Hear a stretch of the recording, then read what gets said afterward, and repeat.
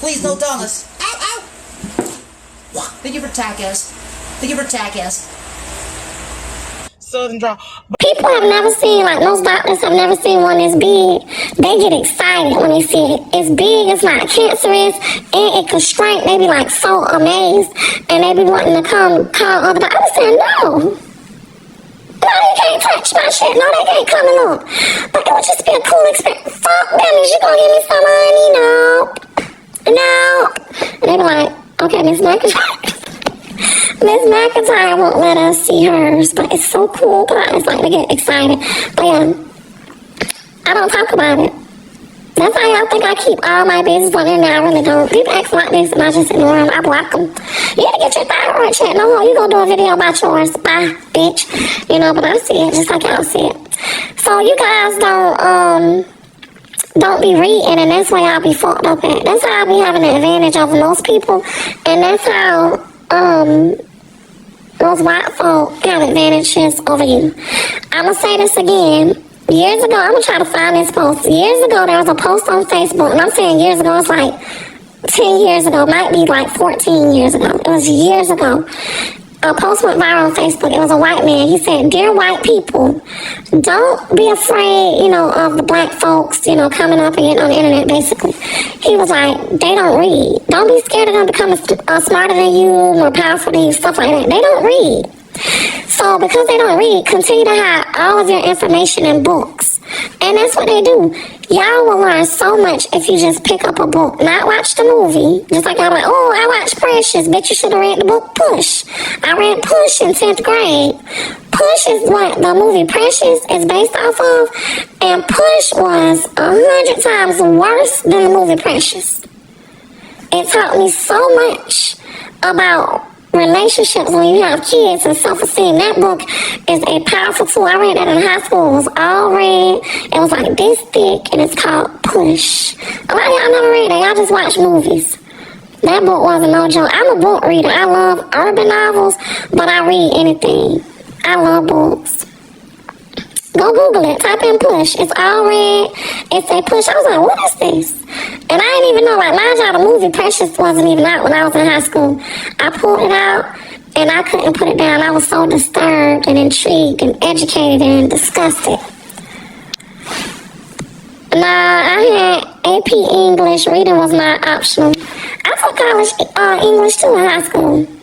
I went to school to be a teacher. I didn't finish, but I did go to community college. My major was English. I love reading. I love me a good urban novel, but I like educational books too. I like reading articles and stuff like that.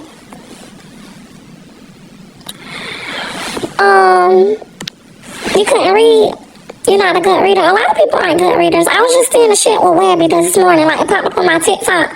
The man was reading the Bible, and the sound he was using was Lil Webby, which I like him. My name Weeby, nigga, not Webby.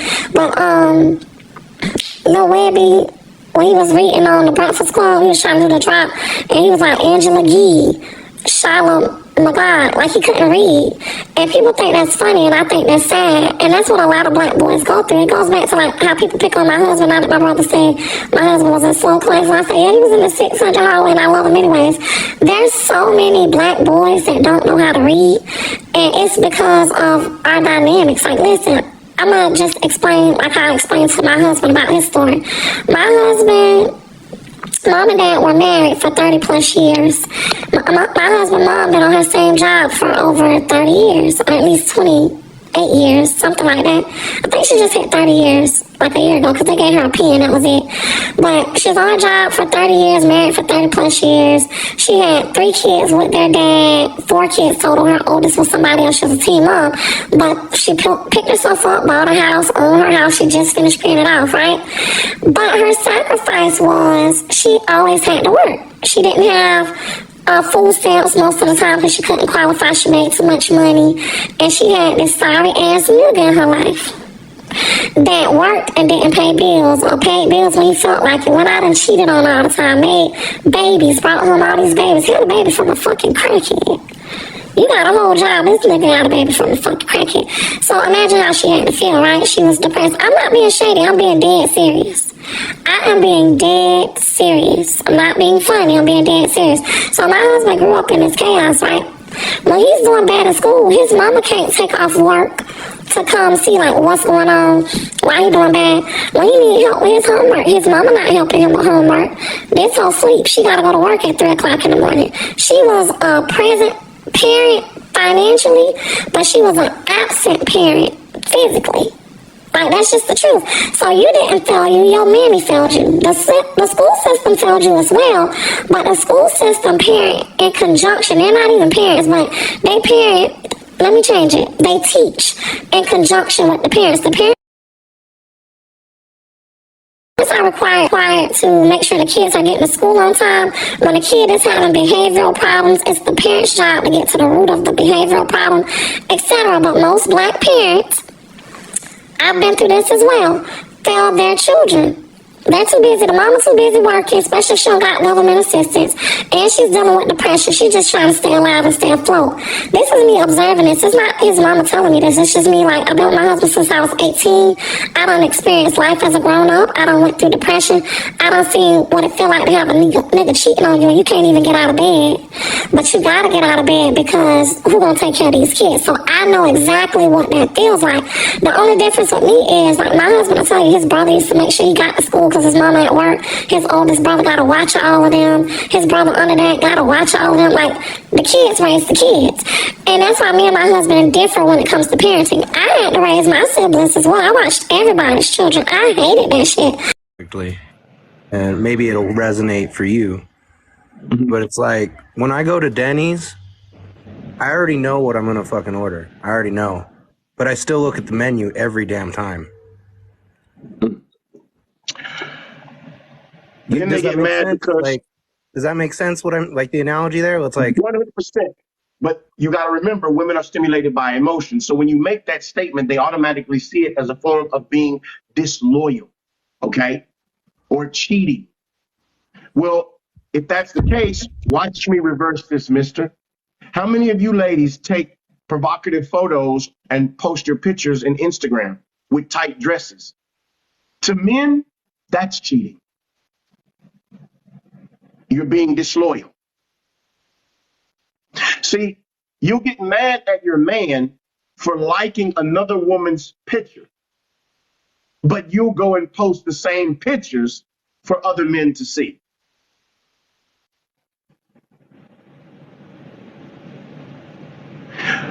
Anyway, you got to understand that we're not the same. You have to understand that we're judged by what we do, not by what our carnal flesh desires or thinks, okay? That's what I'm pointing at. That's what I'm trying to get everybody to see. We got to stop demonizing each gender based off of what is naturally occurring to the gender. Women want to be or want to have attention.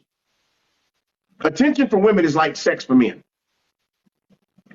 okay? Women want attention the way men want sex. No woman wants to be ignored. None. It doesn't feel good to walk into the mall or to walk in an event and see guys staring at girls and staring at women and saying, damn, she looks hot. But yet no one's looking at you. Men don't really care about that. We have other things that we care about that are, I'm not going to use the word shallow because it's not shallow. It's a part of nature of what you want, okay? No woman is going to be with a man that doesn't show her attention or validates who she is as a person. You're not going to do it. So when I hear these politically correct talking points of no, I don't need validation. You're lying. You're lying. Real is something very powerful that created us. It's something. If you don't believe in no religion, just know it's something that you need to be praising to that created us. Feel me? Come on now. And the shit's so powerful that to the point that it create and knowing you gotta go too. You have to go. A lot of y'all scared to die. A lot of y'all scared to die, which is fine. Cause I used to be like that. Not no more. Because I'm right with God. So if I'm believing what I believe in, so when it's my time, let me fly. Don't do no crying. Let me fly. Let me go on where I need to go. Because we all born to go. People want to hold on. You can't think like that. You can't want to hold on to this shit when you born to die. That's another thing mind blowing. You know, you talk about death. First shit, man, I ain't trying to hear that shit. I don't want to talk about that. I don't want to talk about that. I don't want to talk about that. You ducking that shit when you don't know when you gonna go. You better just embrace it. So when it happen, you gon' fly. You know what I'm saying? And I had to think of that shit. I be in my sleep. Sometimes I be fighting demons. And sometimes I go under. If you ever had a dream that you go so far under, you up, but you can't wake up. It's a scary fucking feeling. You go to sleep, right? Listen, we all been through it. This shit gonna blow your mind. This shit gonna blow your mind. You go to sleep. You up, but you ain't up. You trying to talk, but you hear shit and you can't even fucking talk. And you feeling this shit because you up, but you ain't up. And you have to do some old crazy shit and lock in with your brain the kick to get out of it. And when you come back to 2, you scared to go back to fucking sleep. You scared to go back to sleep because that shit just scared the shit out you. Like, wow. Instead of just taking that ride. You know what I'm saying? It's like a coma. Like a coma. Like, cause they say you in a coma, you can hear and see shit and you ain't out of it. So that's what I think of. I done did this shit. I done lost counts. I done went in that shit. I can hear shit and can't get the fuck up. And I have to just lock my brain in and kick real hard, then I wake up. Scared in a motherfucker. Oh, thank you. Magic potion, so magical. No. $1 million. Dollars. Benjamin Franklin. Dollars. Thank you, Paige. Oh, thank you, Mighty Lou. Ow. Please, no donuts. Ow. Thank you for MISTA&CAKZ. Southern draw, but I don't use it a lot unless I'm real comfortable. You hear me sound like this, you know. But I don't use it as much because I know I'm talking to people, and people don't always understand you if you only speak your own personal dialect, Yeah, that's why I try to chill. I try to chill out with the Philly slang, but since it's really hard because it's just really hard. I try my best. It's Yeah. hard. Like I'll say yeah, that joint right there, and people like, well, what's joint? I was like, oh, joint is a noun in Philly. Like I use it for person, place, or thing. I can say anything. You know what I'm So saying? joint for you is junk for us, Yeah, right? exactly. So, and then I say stuff like, oh, she drawing, and people like, she drawing like a picture? I'm like, no, she drawing like she's annoying, type thing. So, everywhere got they, different, We got our thing that we say. Yeah. Blocked and removed y'all out of my life after I heard y'all talking about me. I got recordings so I could easily expose y'all. It's just like, why y'all still got my name in y'all mouth? Why? Why do y'all still have my name in your mouth? Who was saying something And then that not it's pretty much kids like Dre them and stuff because I thought that was my friend and stuff like that.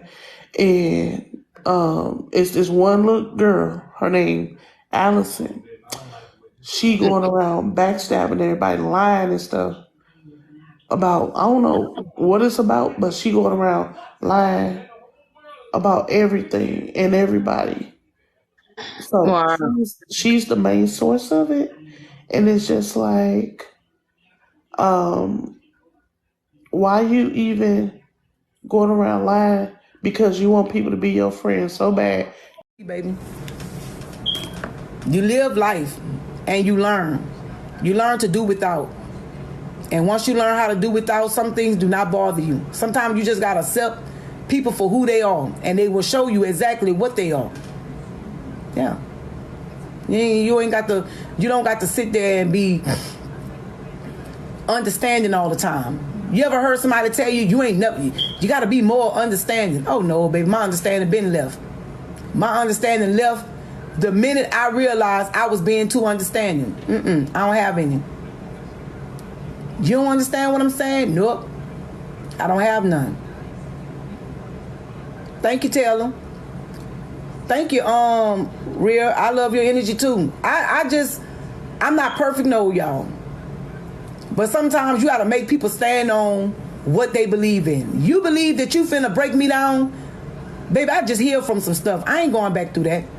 Once I start seeing things up front, red flags, triggering things, I'm good.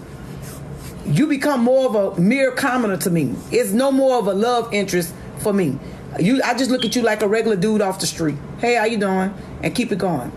But I know that through God, all things is possible. Through all this, I know that it's going to be a journey.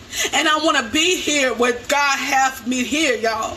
And I want y'all to know that whatever you're going through right now, you may go through a crying moment. You may be going through where I don't have no friends because people leave you. I only have a select of people that I can actually call on this phone that says that, listen, I need your help. I need to do this.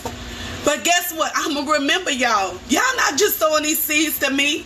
Y'all, when y'all helped me, when y'all did help me, guess what? You sowed a seed into a good ground. And guess what? Not only am I going to remember it, God is remembering it.